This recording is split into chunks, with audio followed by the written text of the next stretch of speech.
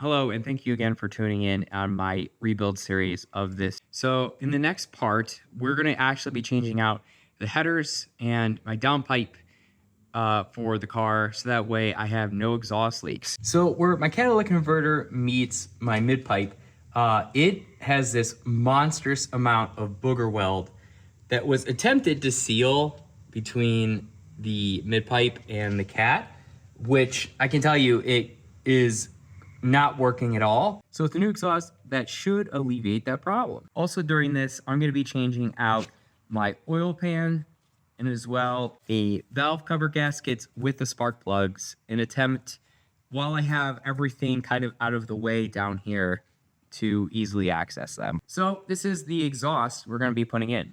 So this is the header setup that I got on eBay. I think it was only about 160 bucks for this header that comes with this up pipe. It's supposedly full stainless steel. I tested it with a magnet and the magnet didn't stick. So I have somewhat of a belief that's accurate. So hopefully that is the case. This is the downpipe that I found on Facebook Marketplace for pretty cheap in my area. So we're going to be putting this in. The downpipe and the cat is from WRX. So with the parts in mind, let's go ahead and throw it on the car. So I want to try my best to keep this manifold intact, just because when I am attempting to put the header in, I need to know the general distance between the heads, like from this point and the other side, where the passenger side is in this case. Because the eBay one is not fully, it's more like a universal one, so you may have to extend it or shorten it. So I'm gonna try my best to not have to cut this and section it, but I have a very good feeling I'm gonna have to section this whole thing out.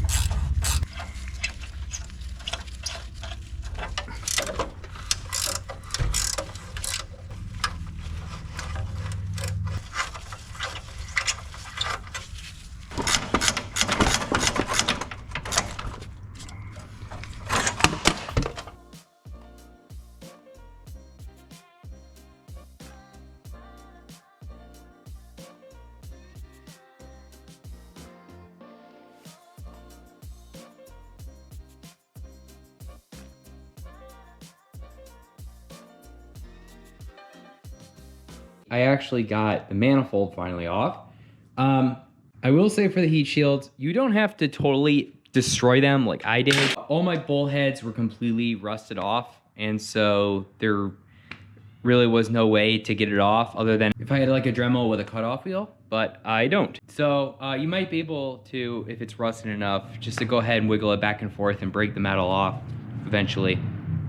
But with all that being said, it's time to actually start looking at the new header. So it's important to try to keep your old header intact, so that way you can actually try to have a very similar fitment from your old one and the new one. So as you can see, I went ahead and bolted the new header to the old one where the up pipe connects, and as well I have it over here, and you can see there's an ever so slight difference between the holes in here. So what you just want to do is, if it's completely way off, like I have seen in some previous cases, you're just going to have to section out some pieces of these tubes by whatever amount these holes are off.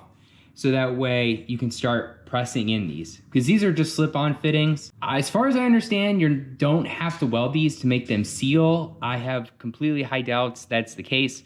For me, I'm actually going to head and just weld these, just to make sure that there's no leaking of any of the exhaust. But otherwise, that's very important, is that you try to keep your old one intact. just so that way you have a really good fitment when you're trying to bolt this up to the heads. Now that I have a lot more room to work with underneath the car, with the headers gone, I'm gonna actually be changing out a whole bunch of stuff on the bottom end, all the way from changing the oil to a brand new oil pan, spark plugs, oil pan gasket, a new seal for the oil cooler slash heater, and valve cover gasket that's not shown here. I figured if there's any time to go ahead and change out the whole set of seals on the bottom end of this engine, it should be now when I have a lot of room to work with here. Even removing the spark plug shouldn't be nearly as bad as going from the top, now that I can just access it from the bottom in between the frame rail. Also, it's a matter of time before this oil pan has a rock that goes straight through it because of all this rust. So I'm super excited as an insurance measure that I don't have to worry about that.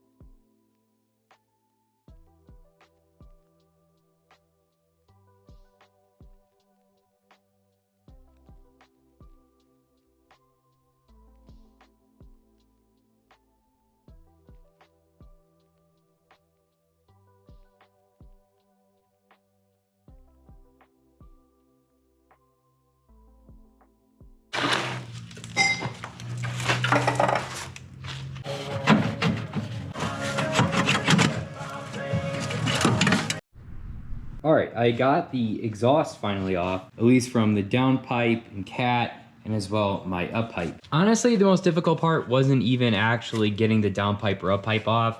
Frankly, for my case, it was just getting this annoying heat shield off. the car has been through so many heat cycles and all the bolts were rusted off. So I just pretty much just used a pry bar just to kind of break it off because it was rusting off anyways. I'm going to replace mine with a turbo blanket that's fitted for my WRX. It's going to be even better than factory anyways, so I'm not really that concerned about it. I'm finally at the point where I can now install my up pipe. I'm having difficulties removing out this sensor on my original up pipe, so I'm just going to put this in just for now and then worry about that at a later point. I went ahead and just secured the studs to the top of the pipe, just so that way I don't worry about them backing out while I'm trying to tighten it down on the turbo. But otherwise, actually the fun part is ready to start. Also, another reason why this is any worth all the hassle is just because the original up pipe has some kind of cat in there. So with the new one, that isn't the case. So you can actually hopefully spool up even faster. So we should get a little bit of performance benefit from this, at least post-tune. Putting in the new up pipe should be a lot easier. At least when I did it, I had to actually jack up the trans and just kind of lift up the motor up a little bit just to get room. But I think that shouldn't be the case in this, since you don't have to worry about the chunk part of the cat getting in the way on your subframe.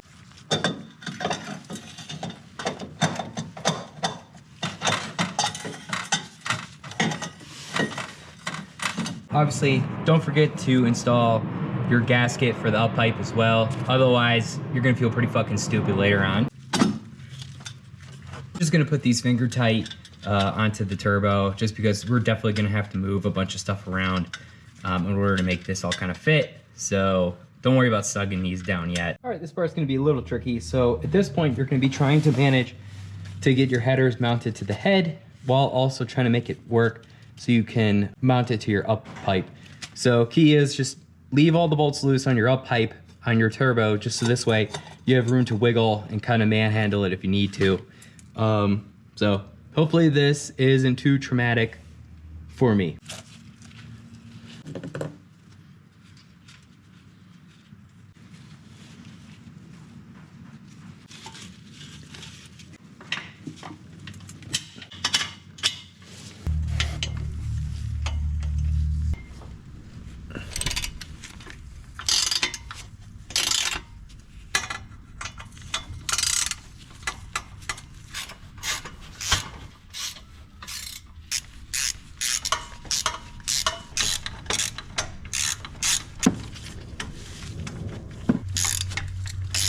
All right, so I pretty much have everything tightened up other than one bolt on the up pipe. I'm just having a hard time kind of getting into it, but this is kind of what the end result looks like with it mostly buttoned up.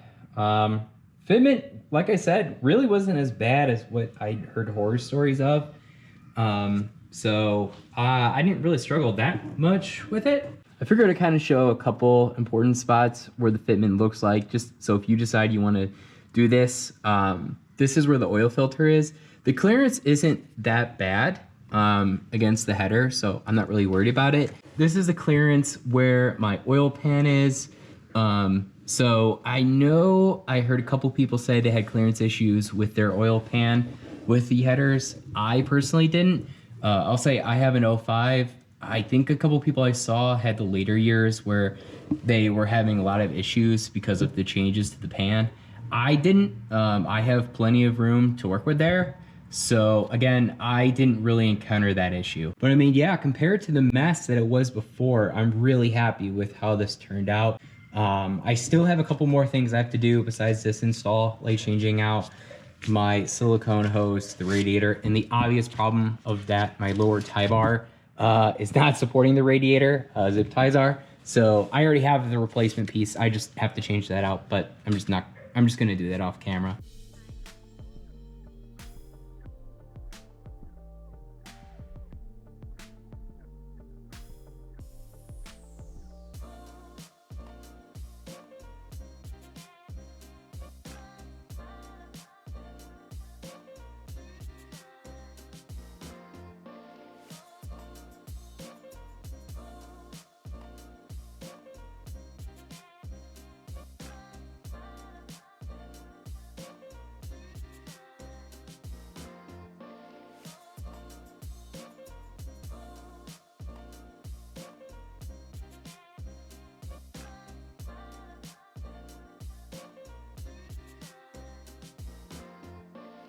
All right, I have the full exhaust installed on the car. So just for kind of a summary, the front is using the eBay headers that you saw in the beginning. Downpipe is by WRX, and the rest, the mid pipe and the full cat back is also the eBay special. That's like a knockoff of like a NVIDIA one. So I'm gonna go ahead and do a cold start and let you guys hear what you think, and if you might be interested in kind of having a similar exhaust setup as I do.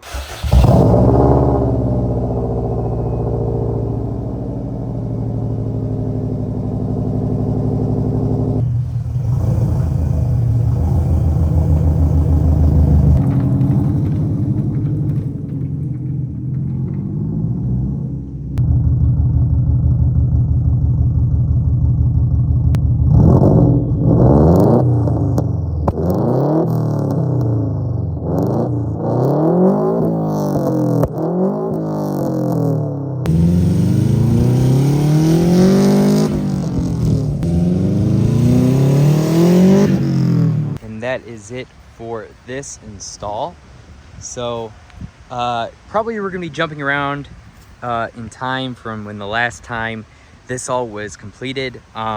Initially, through a lot of my recording, those were done in May, and now it is October. We had a storm that took out my computer and all the video footage I had, at least for the outro pieces of this. So you'll probably notice in comparison to the old clips, my trunk and spoiler are paint matched now. I got that done. I did that in my garage with just some rattle cans and stuff that are just paint matched to the factory paint. So honestly, it came out pretty good. You can barely even tell that I did that with a rattle can. Same thing for my roof. My roof I also did with the rattle can. I probably throw in a quick photo of what it used to look like. Basically, all the clear coat was completely toast in it. That's about it for this video. As you can see, the car is fully operational. Still have a couple of things I want to do on it. In the rear brake line portion of it, there's this really rotted out piece that I want to change. So not looking forward to that. And obviously more further bodywork stuff I have to do. So that's going to include fixing a lot of these common spots here where they like to rot. And at least on the passenger side, that piece needs to be replaced on the front fender. But honestly, it's come a really long way since I bought the car. Still on the hunt, looking for a transmission from an STI to swap in this thing. And I'm still debating whether or not I want to go with a hybrid setup for the engine, or if I want to move it to an STI, but it just being a single ABCS unit for it. So I've been going back and forth on what I want to do, at least for the powertrain side of it, and what combo I want to do. And if it helped you settle the debate in your head whether or not an eBay setup is worth it for a GD Subaru, please give the video a like. And if you're interested in more future videos about my STI or my Jeep or any of the other cars I got here, feel free to give my channel a subscribe. Subscribing really helps me get promoted more in the algorithm, and henceforth give me more motivation to make more of these videos. So thanks again.